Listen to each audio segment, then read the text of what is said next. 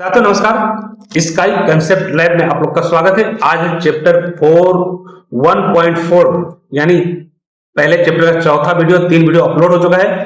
Unit यानी मात्रक इकाई से संबंधित ऑल कॉम्पिटिटिव एग्जाम में बहुत महत्वपूर्ण रोल अदा करता है और जो बच्चे स्कूल जा रहे हैं 6 से लेकर 12 तक उनके लिए भी काफी कारगर साबित होगा। चलिए प्रारंभ करते हैं। पहला प्रश्न इसमें, चुंबकीय तीव्रता का मात्रक क्या है? तो चुंबकीय तीव्रता का मात्रक है एम्पियर प्रति मीटर। देखिए प्रति एकांक आयतन की चुंबकीय आघूर्ण को चुंबकीय तीव्रता कहते हैं, इस बात को ध्यान रखिएगा। इसका मात्रक एम्पियर प्रति मीटर होता है यानी A/m। चलते आगे। अगला प्रश्न है, प्रकाश की तीव्रता या दीप्तिमान शक्ति मापने का यंत्र कौन सा है? तो देखिए इसमें है ऑप्शन बी सही होगा, फोटोमीटर। फोटोमीटर द्वारा प्रकाश स्रोतों की चमक और ज्योति तीव्रता की तुलना व मापन किया जाता है, ध्यान रखिएगा। चलते आगे। अगला प्रश्न है, उच्च तापमान जैसे सूर्य का ताप मापने के लिए किस यंत्र का प्रयोग किया जाता है? तो ये किया जाता है पायरोमीटर यानी पूर्ण विकिरण उत्तापमापी अत्यंत उच्च तापमान को बिना छुए विकिरण के आधार पर मापता है। चलते आगे। अगला प्रश्न है, वायुमंडल की सापेक्षिक आर्द्रता मापने के लिए किस यंत्र का प्रयोग किया जाता है? यह होता है तो यह है हाइड्रोमीटर। देखिए हवा में मौजूद नमी या जलवाष्प की मात्रा को हाइड्रोमीटर यानी आर्द्रता नापी यंत्र से मापा जाता है। चलते आगे। अगला प्रश्न, द्रवों का विशिष्ट घनत्व या अपेक्षित घनत्व मापने वाला यंत्र कौन सा है? तो यह है हाइड्रोमीटर। देखिए हाइड्रोमीटर द्रव घनत्व मापी भी इसे कहते हैं, किस सहायता से द्रवों के अपेक्षित घनत्व का मापन किया जाता है। चलते आगे। अगला प्रश्न, दूध का घनत्व या उसकी शुद्धता जांचने के लिए कौन सा उपकरण का प्रयोग करते हैं? तो यह है लेक्टोमीटर है। लेक्टोमीटर दूध के विशिष्ट गुरुत्व को मापकर उसमें पानी की मिलावट या शुद्धता की जांच करता है। आगे चलते हैं। अगला प्रश्न, वाहनों द्वारा तय की गई दूरी मापने वाली यंत्र को क्या कहा जाता है? तो यह कहा जाता है ओडोमीटर। देखिए स्पीडोमीटर तात्कालिक चाल बताता है, जबकि ओडोमीटर पथ मापी यानी वाहन द्वारा चली गई कुल दूरी रिकॉर्ड करता है। इसको ध्यान रखिएगा, दोनों में अंतर। चलते आगे। अगला प्रश्न, वायु की गति और दिशा मापने के लिए किस यंत्र का उपयोग किया जाता है? ये किया जाता है अमीनोमीटर का। पवन के वेग या वायु की गति को मापने के लिए अमीनोमीटर यानी पवन वेग मापी यंत्र का प्रयोग करते हैं। चलते आगे। अगला प्रश्न, उड़ते हुए विमान की ऊंचाई मापने के लिए कौन सा यंत्र काम आता है? तो ये काम आता है अल्टीमीटर। देखिए अल्टीमीटर यानी तुंग ताप मापी वायुमंडलीय दाब में परिवर्तन के आधार पर समुद्र तल से विमान की ऊंचाई को मापता है, इस एक अनुमान से। चलते हैं। अगला प्रश्न, सौर विकिरण की तीव्रता मापने के लिए प्रयुक्त यंत्र कौन सा है? तो देखिए ये है पायर हेलियोमीटर। देखिए सीधे सूर्य से आने वाले सौर विकिरण को पायर हेलियोमीटर नामक विशेष उपकरण से मापा जाता है। चलते आगे। अगला प्रश्न, भूकंप की तीव्रता मापने वाले यंत्र को क्या कहा जाता है? ये कहा जाता है सिस्मोग्राफी। देखिए भूकंप की तीव्रता के कंपन को सिस्मोग्राफी पर रिकॉर्ड कर के इसकी तीव्रता रिक्टर पैमाने पर मापी जाती है। चलते आगे। अगला प्रश्न है, रक्तचाप यानी ब्लड प्रेशर मापने के लिए डॉक्टरों द्वारा किस यंत्र का प्रयोग किया जाता है? तो ये किया जाता है ऑप्शन बी सही होगा, सिग्मोमेनोमीटर। देखिए धमनियों में रक्त के दबाव यानी बीपी को मापने वाले रक्त यंत्र को सिग्मोमेनोमीटर यानी रक्तचाप मापी हिंदी में से कहते हैं। चलते आगे। अगला प्रश्न, समुद्र में डूबी हुई वस्तु का पता लगाने के लिए किस तकनीकी यंत्र का प्रयोग होता है? यह होता है सोनार का।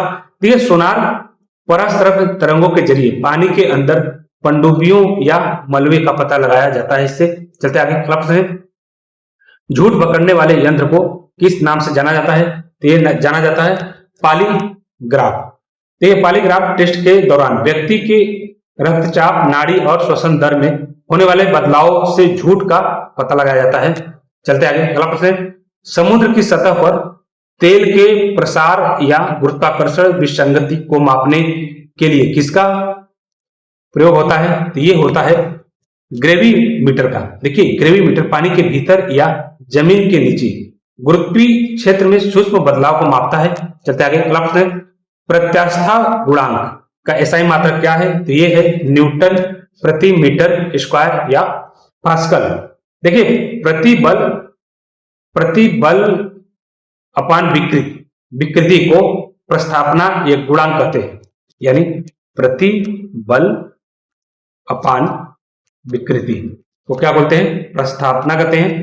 प्रस्थापना का गुणांक कहते हैं। चूंकि विकृति विमाहीन होती है, इसका मात्रक प्रति बल की तरह न्यूटन प्रति मीटर स्क्वायर होता है।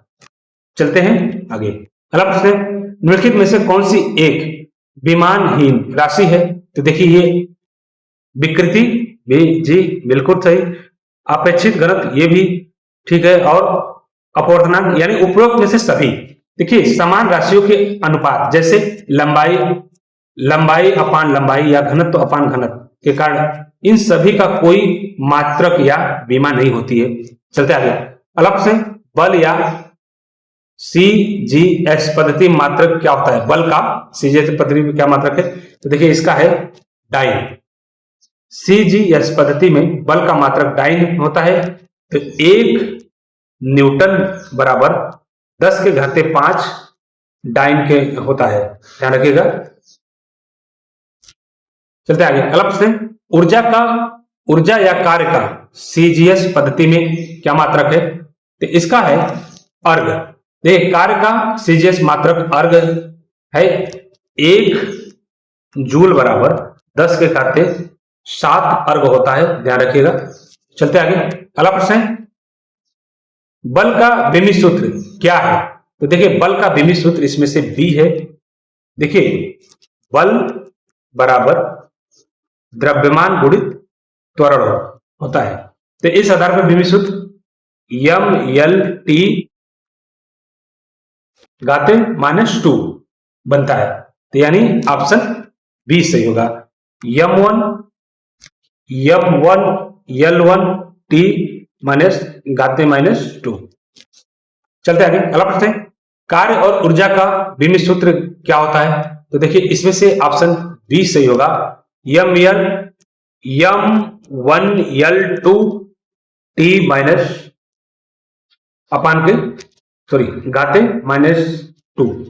देखिए कार्य बराबर बल गुणित विस्थापन, जिसका विमी सूत्र क्या होता है? M2 ML2 T। तो इस तरह से ऑप्शन बी सही होगा। चलते आगे। अगला प्रश्न, दाब और प्रतिबल का विमी सूत्र क्या है? तो देखिए दाब और प्रतिबल का, दाब बराबर क्या होता है? दाब बराबर बल बटे क्षेत्रफल। तो इनका विमी सूत्र होगा ML घाते -1 T-2, यानी ऑप्शन बी सही होगा इसमें। चलते आगे। अगला प्रश्न, फिलामेंट की चमक या ज्योति फ्लक्स की दर को मापने के लिए प्रयुक्त कैंडेला किस भाषा का शब्द जिसका अर्थ मोमबत्ती होता है? तो देखिए ये है ऑप्शन बी, लैटिन भाषा। कैंडेला एक लैटिन शब्द है जिसका शाब्दिक अर्थ होता है मोमबत्ती, ध्यान रखिएगा। चलते आगे। अगला प्रश्न, बहुत लंबी दूरी को मापने के लिए प्रयुक्त प्रकाश वर्ष का मान मीटर में कितना होता है? तो देखिए इसका मीटर में होता है 9.46 इंटू 10⁻10⁻15 मीटर। तो ये ऑप्शन ए सही होगा। देखिए एक प्रकाश वर्ष बराबर इतना होता है, ध्यान रखिएगा। चलते आगे। अगला प्रश्न, कंप्यूटर की मेमोरी क्षमता को मापने की बुनियादी इकाई क्या होती है? तो ये होती है बाइट। देखिए डेटा या डिजिटल मेमोरी मापने की आधारभूत व्यवहारिक इकाई बाइट होती है। 1 बाइट बराबर 8 बिट होता है, इस चीज को ध्यान रखिएगा। चलते आगे। तो आज के लिए इतना ही, मिलते हैं नेक्स्ट वीडियो में। Thank you for watching.